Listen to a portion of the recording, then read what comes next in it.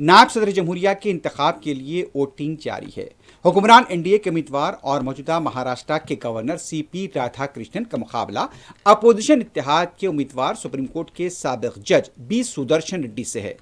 Parliament के दोनों ऐवानों के अरकान इस अहम इंतखाब में अपने हक़ रायदही का इस्तेमाल कर रहे हैं। वोटिंग का अमल नए पार्लियामेंट हाउस में सुबह 10 बजे शुरू हुआ और शाम 5 बजे तक ये अमल जारी रहेगा। इसके बाद शाम 6 बजे से वोटों की गिनती का आगाज होगा और रात तक नताइज के ऐलान की तवक्के है। नायब सदर के इंतखाब में लोकसभा और राज्यसभा के मौजूदा अरकान हिस्सा लेते हैं। इस मरतबा जुमला 781 अरकान वोट डालने के अहल हैं, जिनमें लोकसभा के 542 और राज्यसभा के 239 अरकान शामिल हैं।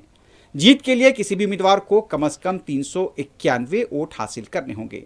मौजूदा सियासी मसावात को देखते हुए एनडीए के उम्मीदवार सीपी राधाकृष्णन का पलड़ा भारी नजर आता है। दोनों ऐवानों में एनडीए और उसके इत्तेहादी जमातों को वाज़ेह अक्सरियत हासिल है। आंध्र प्रदेश की वाईएसआर कांग्रेस ने खुलकर एनडीए उम्मीदवार की हिमायत का ऐलान किया है, जबकि राधाकृष्णन को अपोजिशन को और भी इससे मजबूत किया है। तेलंगाना की बीआरएस और उड़ीसा की बीजेडी ने इंतखाब से दूर रहने का फैसला किया है।